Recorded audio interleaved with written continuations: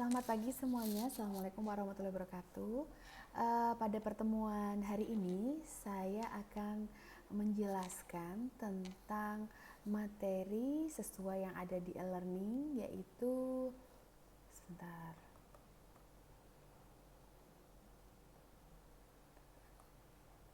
Latar belakang, rumusan masalah, dan pertanyaan penelitian kualitatif. Dan juga video ini juga untuk mata kuliah penulisan ilmiah ya, penulisan ilmiah yang topiknya adalah penulisan latar belakang ya. Jadi ini video saya buat bergabung ya antara mata kuliah metode penelitian dan penulisan ilmiah, di mana di metode penelitian itu saya membahas tentang latar belakang ya. Sebentar, di sini saya buka juga. Membahas tentang kriteria, proses, latar belakang, pertanyaan penelitian, dan rumusan masalah. Nah, dalam pertemuan kedua, dua video sudah saya lampirkan untuk mata kuliah metode penelitian ini. Nah, pada hari ini saya akan membahas tentang latar belakang, rumusan masalah, dan pertanyaan penelitian, di mana materi ini juga saya lampirkan untuk mata kuliah penulisan ilmiah untuk penulisan latar belakang ya. Bisa saya lanjutkan untuk materinya di sini, dan di materi atau bahan-bahannya sudah saya lampirkan di e-learning, jadi kalian bisa langsung mendownloadnya ya. Pertama adalah latar belakang penelitian. Latar belakang penelitian itu berisi tentang pernyataan atau penjelasan mengapa penelitian itu penting dan menarik untuk dilakukan. Jadi ini latar belakang itu suatu penjelasan adanya kenapa sih ini harus diteliti, kenapa ini menarik diteliti gitu. Apakah karena lagi tren, kemudian memang penting untuk menyelesaikan masalah gitu. Jadi bisa dilihat nih dari segi praktiknya dan dari segi akademiknya. Kalau dari segi praktiknya berarti biasanya kebermanfaatan langsung di dalam objeknya. Kalau segi akademik berarti terkait pengembangan pengetahuan baru. Nah, latar belakang itu berisi tentang paparan apa saja yang akan dilakukan atau yang telah ada di topik yang dilakukan penelitiannya. Jadi latar belakang itu biasanya berisi tentang misalkan sebelumnya sudah ada penelitian seperti ini, namun begini misalkan berbeda, atau Anda mengembangkannya misalkan seperti itu. Jadi di dalamnya nanti akan ada objek-objek yang hampir serupa, misalkan contohnya teorinya sama, kemudian kasusnya sama, jadi tapi tidak sama dengan yang akan kita lakukan dalam penelitian itu. Jadi di situ pasti ada kajian-kajian. Nah, yang penting juga dalam latar belakang penelitian itu harus juga memaparkan data atau informasi terkait objek penelitiannya, baik itu data, informasi yang sudah terpublikasi maupun yang belum. Nah, karena itu penelitian itu dimulai harus dengan melakukan telaah literatur terkait objek, baik itu literatur yang terpublikasi maupun ketika kita wawancara tanya ke orang, misalkan seperti itu, yang terkait objek penelitian. Jadi dalam latar belakang penelitian itu harus menjelaskan mengapa penelitian itu menarik dan mengapa penting untuk diteliti. Selain itu juga harus memiliki data-data yang menjelaskan tentang data-data atau informasi terkait penelitian atau topik yang terkait, dan juga data-data yang terkait tentang objek yang ada, sehingga ada rasionalnya, ada alasannya mengapa kita meneliti itu, seperti itu. Itu untuk latar belakang penelitian. Kemudian yang selanjutnya rumusan masalah ya, rumusan masalah. Menurut Stars and Corbin, research problem is general or substantive are of focus for the research. Jadi dia adalah area umum atau substantif dari fokus penelitian. Nah, ini ada beberapa cara untuk mendapatkan, merumuskan, atau memformulasikan masalah penelitian dalam penelitian yang khususnya ini untuk penelitian kualitatif ya, ada cara, ataupun misalkan penelitian lain juga hampir sama ya. Pertama, caranya adalah meminta pendapat atau saran dari para peneliti ahli. Misalnya bisa tanya ke dosennya ya, kalau untuk misalkan kalau kita lagi kuliah nih, atau dengan membaca saran yang ditulis dalam penelitian yang telah ada. Jadi kita biasanya dalam penelitian yang telah ada, contohnya dalam artikel jurnal ya, artikel jurnal itu di kesimpulan selalu ada saran. Kemudian juga misalnya kita membaca skripsi orang atau tugas akhir seseorang, biasanya akan ada sarannya. Nah, kita membaca saran tersebut. Kemudian yang selanjutnya adalah dengan membaca teori atau model yang terkait dengan bidang yang menjadi ketertarikan. Nah, misalkan kalau Anda meneliti tentang membangun sesuatu, berarti terkait dengan membangun misalnya aplikasi, berarti terkait dengan model proses pengembangan perangkat lunak. Oh, tertarik. Makanya Anda menggunakan atau membaca teori-teori itu, sehingga nanti akan mudah dalam proses merumuskan masalah penelitiannya. Kemudian kita juga bisa melihat dari pengalaman pribadi atau profesional, pengalaman profesional yang mengarah pada penilaian bahwa beberapa ciri profesi atau prakteknya itu kurang efektif, efisien, manusiawi atau setara.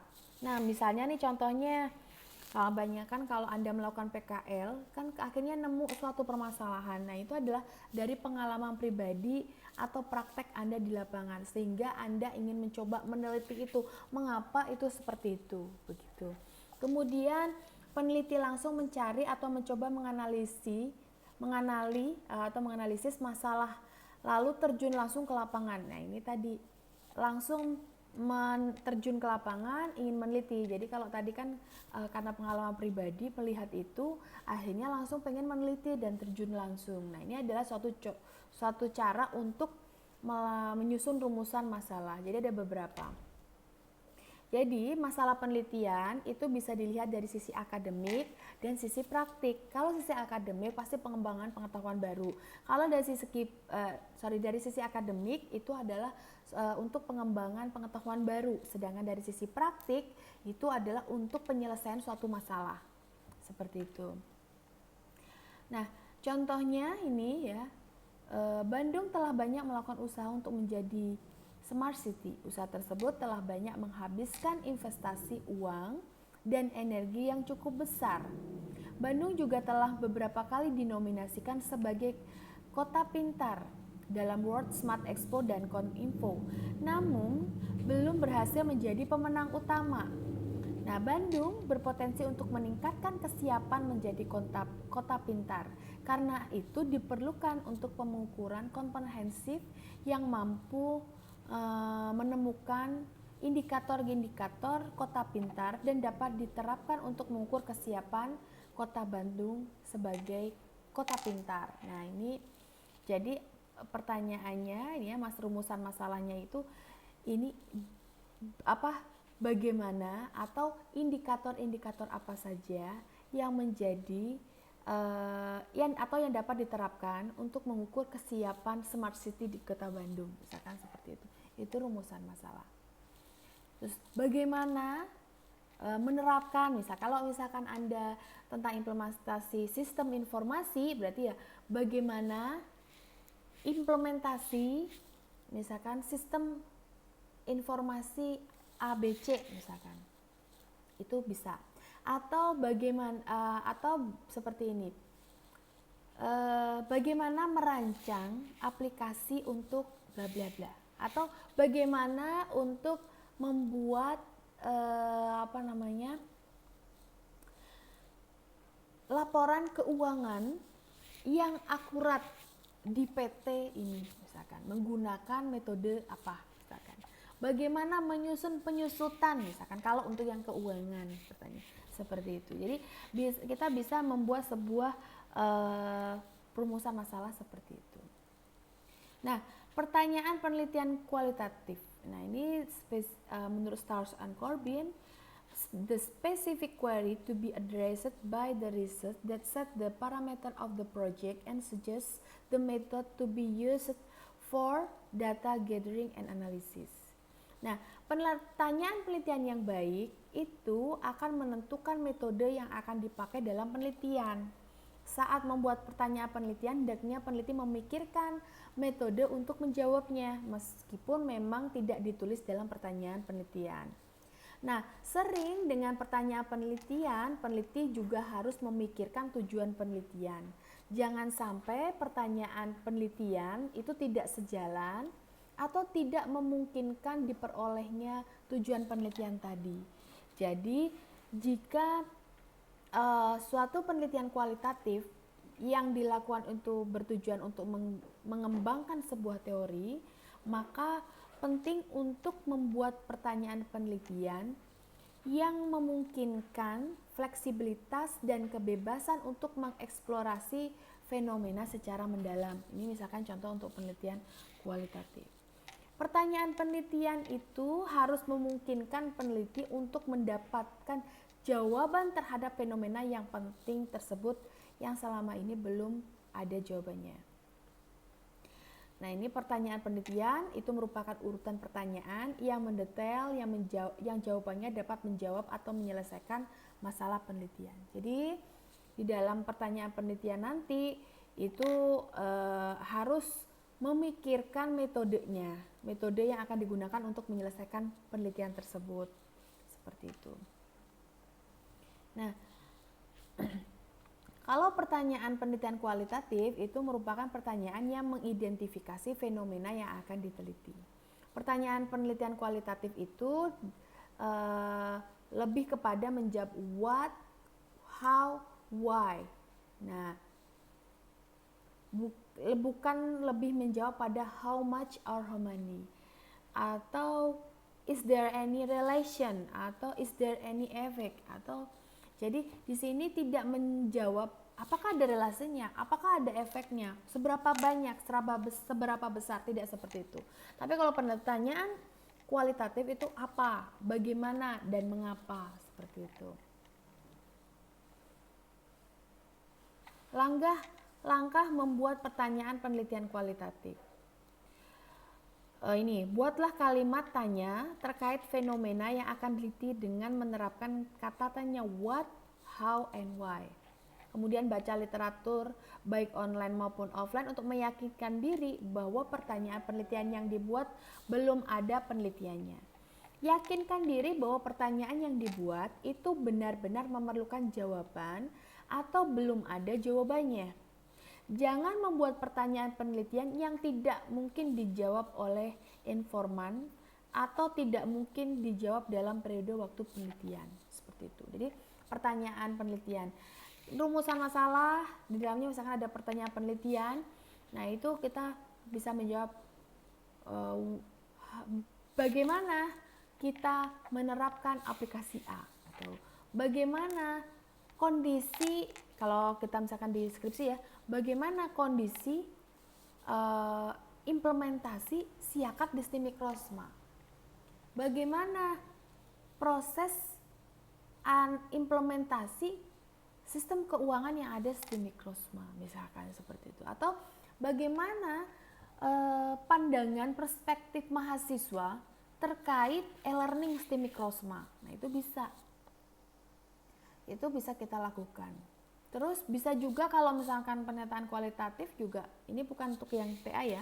Kalau TA bisa saja bagaimana implementasinya, bagaimana merancang gitu ya. Tapi kalau untuk skripsi bisa misalkan mengapa persentase, misalkan karena kita sudah mendapatkan data dari latar belakang tadi, mengapa persentase dari penggunaan e-learning sangat rendah di STEM Mikrosma. Nah, itu bisa diukur seperti itu. Nah, dari situ nanti kita bisa melihat faktor-faktor yang menjadi penyebab lemahnya penyerapan adopsi e-learning di STEM Mikrosma. Misalkan seperti itu. Nah, itu kita ingin mencari tahu. Kan kita melakukan pewawancara dari beberapa mahasiswa sampai jenuh, atau disebut dengan kita misalkan melakukan pertanyaan langsung jawab disebut jenuh, itu adalah ada beberapa orang jawabannya sama terus, itu sudah jenuh, berarti kita sudah selesai, cukup segitu saja, bisa langsung diolah datanya seperti itu. Nah, ini contohnya apa yang dipersepsikan, contoh dengan what ya, apa yang dipersepsikan penduduk Kota Bandung tentang program Bandung Kota Pintar yang dicanangkan Ridwan Kamil, Wali Kota Bandung. Nah, bagaimana ini apa persepsinya ya? Apa yang dipersepsikan? Oh, menurut mereka openingnya begini. Oh, menurut itu gitu. Nanti itu digali dengan wawancara. Kemudian bagaimana cara agar program Bandung Kota Pintar dicanangkan Ridwan Kamil Wali Kota Bandung dapat dicapai. Nah, ini bagaimana cara mencapainya? Mengapa mereka berpendapat bahwa Bandung harus menjadi kota pintar? Nah, itu mengapa seperti itu.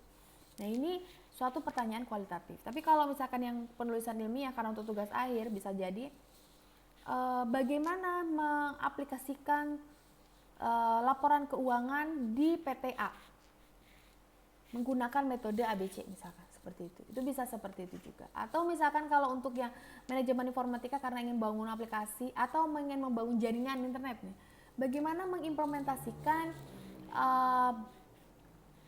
jaringan FTTH di kota A misalkan. Bagaimana mengaplikasikan jaringan FTTH di desa B misalkan. Seperti itu. Itu bisa menjadi sebuah pertanyaan kualitatif seperti itu. Itu untuk penjelasan teori tentang latar belakang, rumusan masalah, pertanyaan penelitian kualitatif. Nah, selanjutnya saya akan memberikan contoh latar belakang. Ini ada beberapa contoh, nanti juga saya akan aplikasikan juga. Contoh yang pertama. Nah, ini contoh judulnya adalah perancangan arsitektur jaringan FTTH menggunakan teknologi JIPON di Desa Ciwaringin, Kerawang. Nah, ini kita bisa lihat peningkatan kebutuhan komunikasi serta layanan berbasis internet mendorong peningkatan kebutuhan akses internet di masyarakat.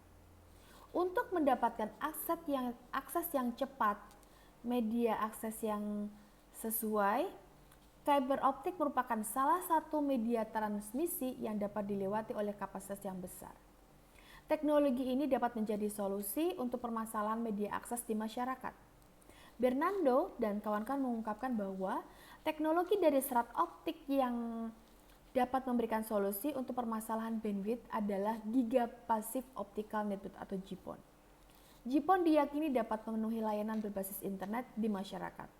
Prinsip kerja dari GPON adalah mengirimkan sinyal dari OLT dan melalui splitter sinyal dikirimkan ke ONT. Nah, ini adalah teori yang terkait beberapa penelitian sebelumnya yang terkait dengan topik penelitian kita. Karena penelitian kita ada terkait ini contohnya, perancangan FTTH ya. Baru masuk ke objeknya. Desa Ciwaringin merupakan salah satu desa di Kecamatan Lemah Abang, Kabupaten Kerawang, Jawa Barat. Desa ini belum memiliki akses internet yang memadai. Masyarakat desa ini mayoritas adalah petani dengan produk unggulan jambu mutiara, sayuran kangkung, dan kembang kol. Kepala Desa Ciwaringin memiliki visi warga Ciwaringin melek IT. Hal ini mendorong kebutuhan infrastruktur jaringan internet yang reliable yang dapat mendukung seluruh aktivitas warga.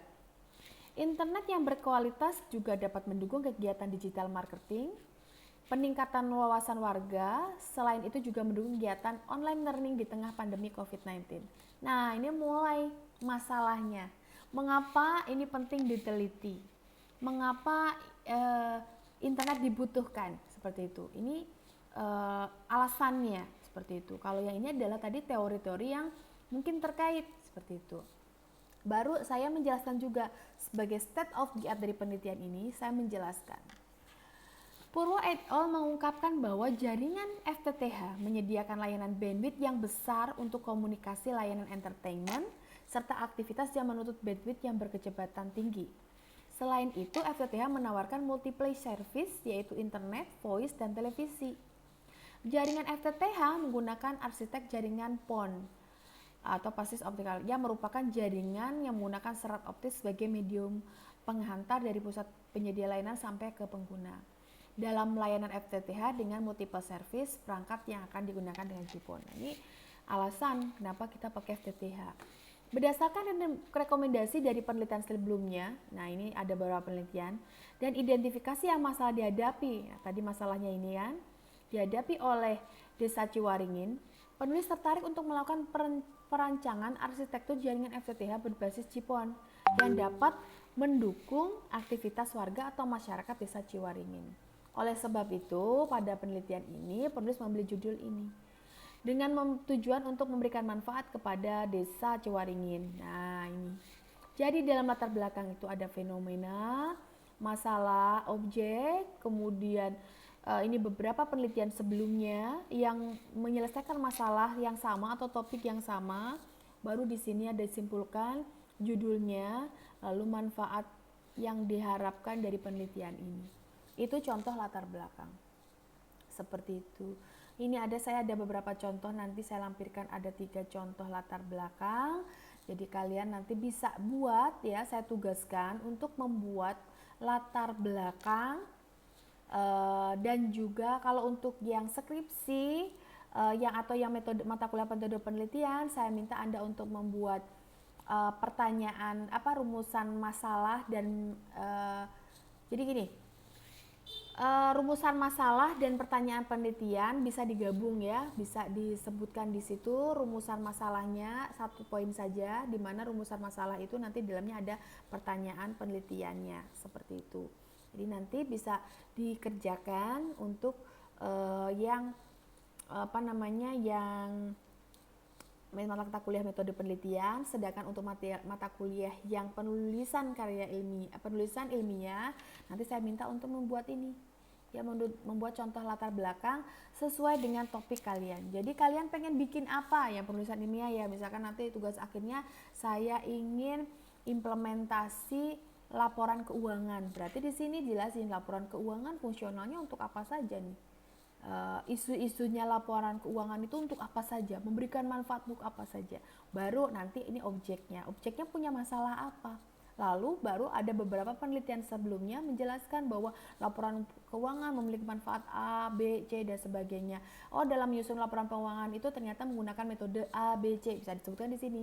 Nah, berdasarkan rekomendasi tersebut, maka peneliti mengambil judul ini dengan harapan dapat memberikan manfaat A, B, C, seperti itu. Seperti itu untuk penjelasan saya dari latar belakang, kemudian tadi rumusan masalah, pertanyaan penelitian ya. Semoga dapat dipahami. Jika nanti ada pertanyaan bisa langsung untuk bertanya di grup yang telah kita buat bersama-sama. Jadi nanti jangan japri ya, tanya aja di grup biar Ibu bisa jawab. Kalau ada pertanyaan sama, saya Ibu tidak tidak menjawab berkali-kali. Itu saja dari saya untuk hari ini.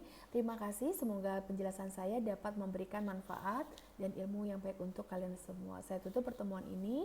Wassalamualaikum warahmatullahi wabarakatuh. Selamat pagi.